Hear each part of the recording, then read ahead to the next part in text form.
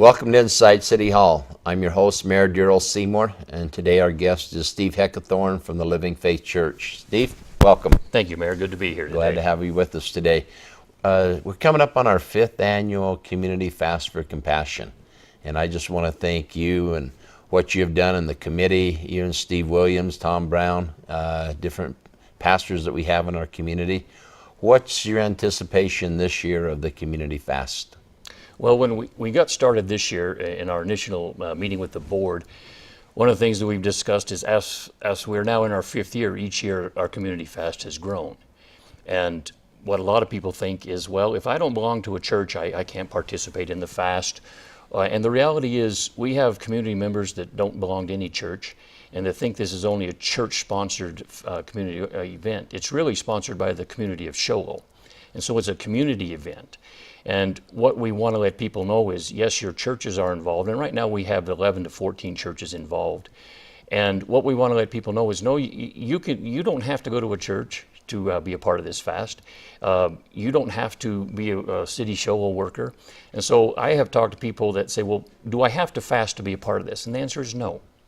The reality is, as churches, many of us understand that fasting is a principle from Scripture, and so most of us in the churches, we all do that at some time during the year or during seasons. And so what we have learned from our churches is most of the churches involved with that, they want to get involved with the fasting. In our fellowship, we have people that sometimes fast 1 meal, 2 meals, sometimes 2 or 3 days, and then they give that money to the community fast.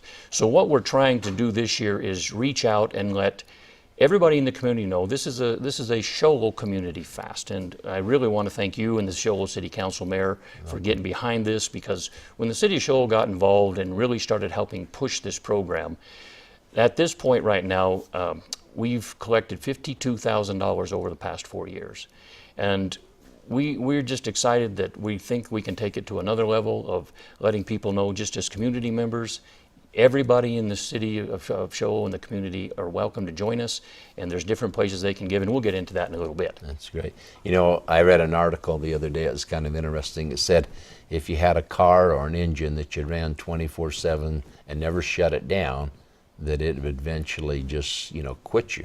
And yet we forget about our physical bodies, that sometimes we just eat, and go, and we never do just shut down and say, and where a fast does that too. A fast is proven to be healthy for your body. Your body has to rest. Your body has to have some of the different, just let it reset itself a little bit. And a fast does that. But there's also, I think there's the spiritual side of the fast that comes as well.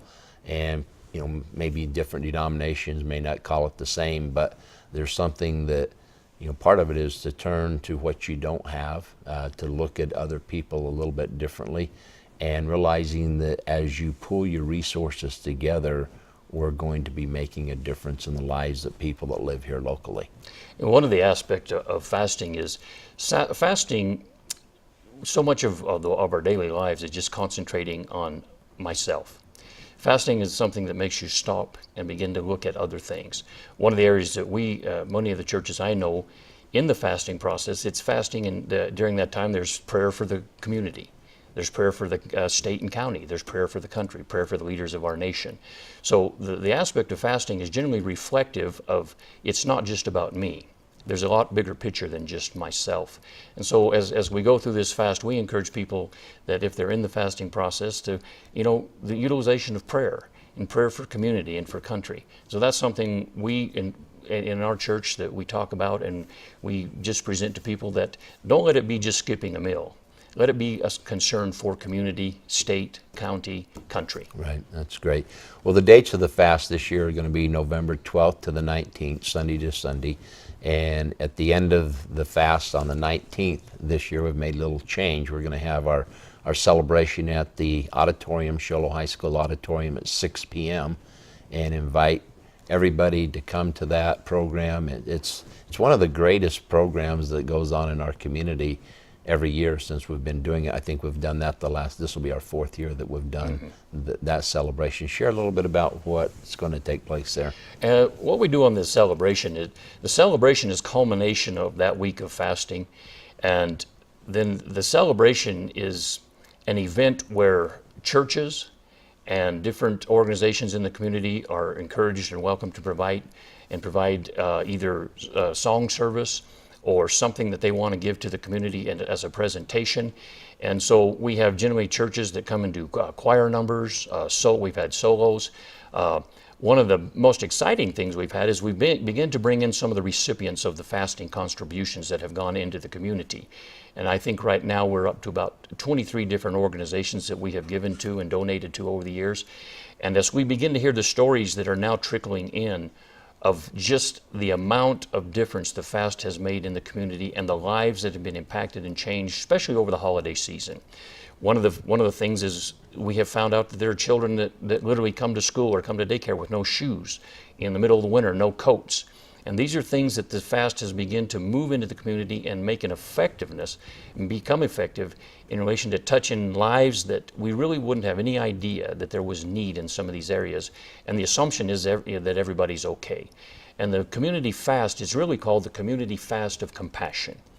And at our core, I think every one of us and every one of us in churches, we all believe in compassion for our fellow man. And so that's something that we as churches, we rally around and we come together and we celebrate that we as churches and we as a Show community, we can come together, help our fellow man in this community. And the Community Fast is just a celebration of community coming together to help those less fortunate in our town. It's great. It's a great evening. Where can people donate this year if they want, after the fast? The idea is to take and abstain from 1 to 2 meals, more if you're able to, and then donate the cost of what you'd normally spend on food or more to the fast. And there's places here in the community that people can just go in and say, here's this money for the community fast. It doesn't take them very long. They can just give it. Where are some of those locations? And this year it's going to be different as you walk into the local banks. It's the 4 local banks in Show. It's National Bank, it's Chase Bank, it's Washington Federal, and then the credit union up by the Jack in the Box and at Show City Hall. So this season, when you walk in, you're going to see a placard that's actually going to be in the ground and it will say you can donate here. And what's exciting about that is there'll be reminders they come in, oh yeah, that's right, I can donate to the fast. So we want to encourage people that as they go in their local banks and pay their bills at Show City Hall, there'll be a placard there, and we're just reaching out to the members of the Show community and say, let that placard be a reminder to you that please help us out with this. This year we're hoping to get some more community sponsors and businesses. I do want to say a big thank you to Unisource Energy. They have become a corporate sponsor of this and part of that, and that's been a huge help to have those type of corporations be involved. We're looking for more. So the 4 banks in the Show area, which are Chase Bank, Washington Federal, National Bank, and then the credit union. Arizona Credit Union. Yeah. That's great. And Show City Hall. That's just a great that they're on board with that. I know that it costs money to put together an organization, to put together banners, to put together flyers, but we make the statement that 100% of what we take in, we give back to the community to some source of need. Because all of the banners, all of the publicity, everything that we have going on is also donated. So there isn't $1 that we don't take in that we haven't given back. And that's something that as you look at charitable organizations, what is your administrative cost? And this is one of the things that as a group, when this was in the planning stages, the idea was let's create something that doesn't have overhead costs. And so when the committee got together, all the people in the committee, they either sponsor it through their businesses or through their churches. And then we have local sponsors, Allegra. I wanted to say a big thank you to Clyde Moses at Allegra.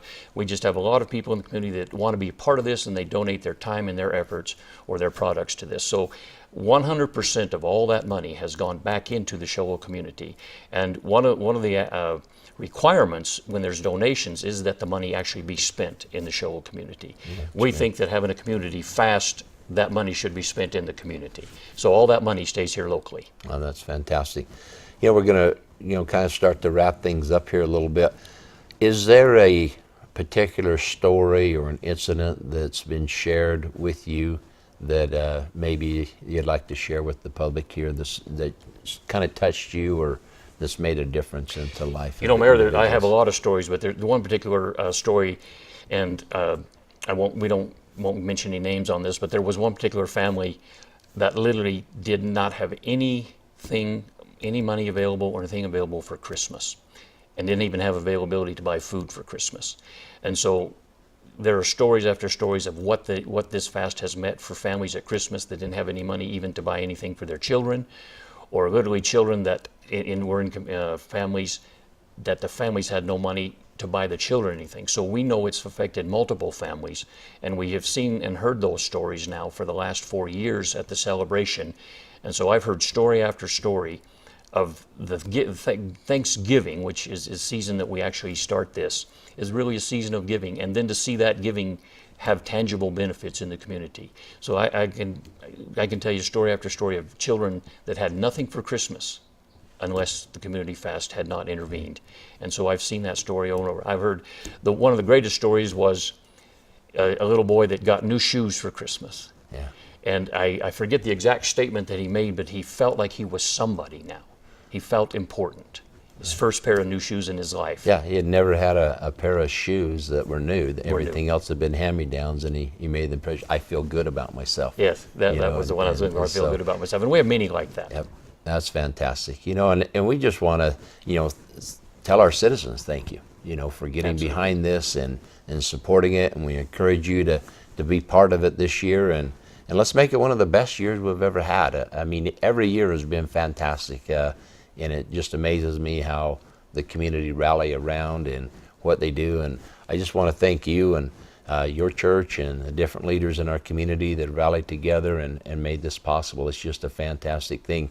We go to different cities and we share this. We were over just last week to Round Valley where we had Mayors and Councils Association, and we get up and give a report how we're excited for our community fast again. And other communities, they kind of get a little bit envious. They go, I wish we could make this happen in our community. And it wouldn't happen if it wasn't for people like yourself that gave of their time and efforts and in our community that was willing to share. And, there is poverty. There is people that do without in our town. And this is really a time that we need to open up our hearts, open up our pockets and do what we can. So we just encourage everybody to get involved on the community fast.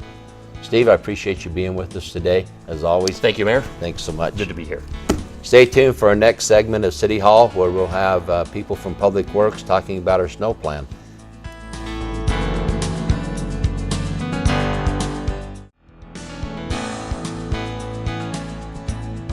Welcome back to Inside City Hall. I'm here today with Public Works Department Head Rick Austin and Ryan Hall. Welcome, guys. Thanks, Mayor. Appreciate what you guys do in our community. Keep things as smooth as possible on these bumpy streets. And, right now it's winter time's getting close. Leaves are turning, everything's there. So we have to plan a little bit ahead. And as always, you guys have done a fantastic job with our snow removal. When I go to different communities, different towns, even see some of the areas in Utah and Colorado that get a lot more snow than we do. Mm-hmm. I've had to drive through them with those cities without any snow removal hardly at all. So, you guys need to be commended with what we do. Thank you. Thank you. But let's talk a little bit about what the plan is this year when snow starts to fall. What is the regulation? We try to follow that as close as we can. And why don't you just start, Rick, sharing with us what our first call out will be. Our first call out is what we call a level 1 call out, and it's from 0 to 2 inches of snow on the ground. We get out there and start monitoring the streets and just make sure that there's no slick spots with either cinders or de-icer, which is approved by council in certain areas. Level 2 is from 2 inches to 4 inches, basically. In between those two, we got a crew out there. We're starting to open up collector streets and making sure the passages are safe and people are able to get through. Level 3 is reserved for a full call out, which what we call is where we're out there cleaning the streets in 12-hour shifts. We have to split our crew up into 2 shifts, and we run 12 hours a day at that point, trying to keep everything open for school buses and transit and police and fire and stuff like that. Level 4 is we start hauling snow. We got to take it off the streets. We're full over, and we have some predetermined spots where we drop off the snow. Okay. How many different snow removal pieces of equipment will we, when we're full blown, that we'll be having? 28. 28 different plows Yeah, of some yeah, sort. 28 different. That's impressive. Tell us a little bit about, when you go through a neighborhood, one of the things that we caution people is to have your cars off of the street at nighttime. You're not sure when it's going to snow, so once it gets wintertime, if you'll not park on the street, that helps a lot. But what is, if there's a berm or something, Ryan, what's kind of the policy of a berm removal after you guys have plowed? So after we've plowed, we come back, widen the roads. When that's all done, we get the mailboxes cleared, we'll come back and do berm removals.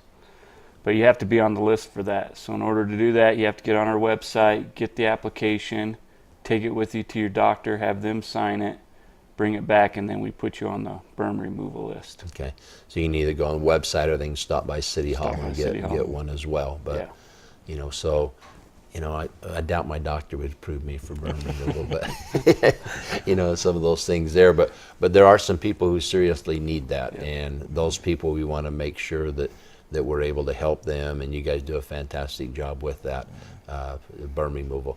The other thing, in the past we've had some issues where maybe a truck goes off in a bar ditch and it maybe damages some of the property, or maybe we've hit a mailbox a time or two. You guys do a fantastic job, but sometimes those things do happen. What is the policy of the city when we do a damage to a mailbox or a right of way? We dispatch a supervisor out to take a look at the damage that had occurred, and we determine whether it was pre-existing or it was actually because of a snow plow. A lot of times the posts will be rotten, and that's not on us. That's poor maintenance on the citizen's part. We predetermine if it needs to be replaced. We offer to replace the mailbox ourselves, or we will pay up to $100 of you, the citizen, Okay. repairing it. So if I have a real nice bricked mailbox and everything, because it's in the right of way, it's probably shouldn't have been erected there, but Correct. we'll allow them to keep it there. But if it is damaged, then maximum we're going to pay is $100. Correct. Okay, and just to make sure we're clear with that, and I think it's fair. I mean, those are things that, yes, it encumbers your job of plowing around them and different things that we have to try. And I know you guys have done great and only hit about 6 of those, the different things there. What is it if I'm a resident and I'm off in the snowbank somewhere? What's the policy? And I'm waving you down and I need pulled out. Just share with us what the policy is about helping a disabled vehicle. What do you do? As far as being able to pull you out, we're not going to be able to do that. We're not going to, because if we tear up your car, then the city's liable for it. So, we'll assist in getting the proper people there to help you, PD. Right. Make sure if we're in a cinder truck, we'll spread cinders to try to help you get you moving. But as far as hooking up to a piece of equipment and pulling out, we won't do that. Okay. But you won't just drive by We're not and leave gonna a just person drive by, stranded. yeah. So that's great. Those things are, we do the best that we can to help other people there. Right. Now we have sidewalks in town down along the Deuce Clubs and other areas. We also have sidewalks. Are they first or last to get plowed? Very last. Very last. Okay. last. Yes.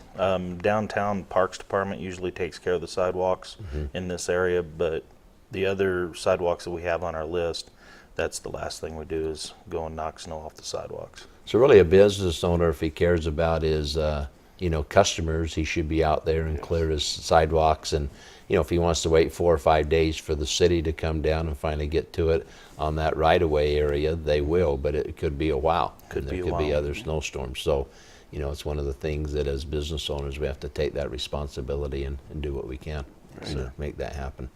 And with that, there's always caution to our citizens that the parking lots get plowed. Wherever you go, you just need to be aware that things are a little bit slicker at that time, and we just tell you to use caution. I also, to some of our citizens that have maybe handicaps, there's sometimes you don't need to go to the store right away. If you wait till the sun to shine a little bit, some of that snow to melt just a little bit better, it's going to be safer for you all the way around. And Yes, sir. You know, I think this is great. If there's ever an emergency, I know that the police department and different people can assist, bring you things in the event you can't get out. So we don't want you to panic and think you have to go out and drive in a storm either. Yes, sir. That way. So tell us a little bit about, you know, it's just not the streets that we have to worry about. We have airplanes that fly in and out. There's also a snow removal for the airport. Yeah, we when the airport does finally get enough snow that they have to be out there plowing, 2 of our people off Public Works goes to the airport and helps out with that removal. Typically, the airport manager makes that call, and we have personnel trained especially for the airport. So Okay. there's a lot that goes with that FAA. So That's good. Are we doing any contests this year on decorating the plows or anything, painting them up, letting the kids turn loose on a couple? we haven't had a response from the school lately for that. So Okay. we've tried, but we'd sure like to get involved in that. That'd be fun. So this is your time to put graffiti on the plow, right? Yeah. Yeah, You know, absolutely. but something, I mean, it could also be fun. So if there's any citizen out there that has a desire, I mean, that's something that within good taste, we're going to let you, do. I know we've done that in the past too. So Yeah. I think it's kind of neat to see some of the art that we've had in the past on some of those plows. It's kind of neat. Yeah, we still have quite a bit left on our blades, so That's good. it's still good to see it there. All right. Anything else you guys want to share with us about snow removal or? I'd just like to Public say Works. the cars being in the street when we're plowing has become a really big problem. I spend a lot of my following day just running around posting on doors and knocking on doors trying to get the cars off of the road. If the cars are on there, we're not going to plow that street. It's just too much of a liability to the city. We end up in one of those cars by accident. We pay for it. Right. So trash cans and cars, they got to be off the street for us to plow it. Okay. So we encourage citizens to remove those cars. Like we say, it gets cool at night.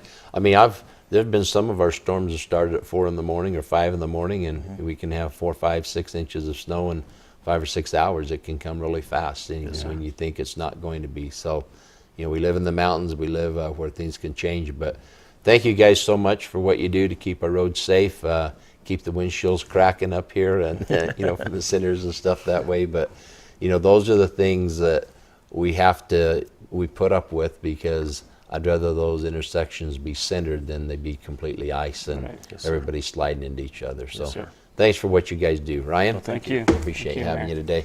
Rick? Good thank seeing you. you. So if you have any questions or comments on today's show, you can call us here at City Hall. Thank you for watching Inside City Hall, and hope that you have a great day. Thank you.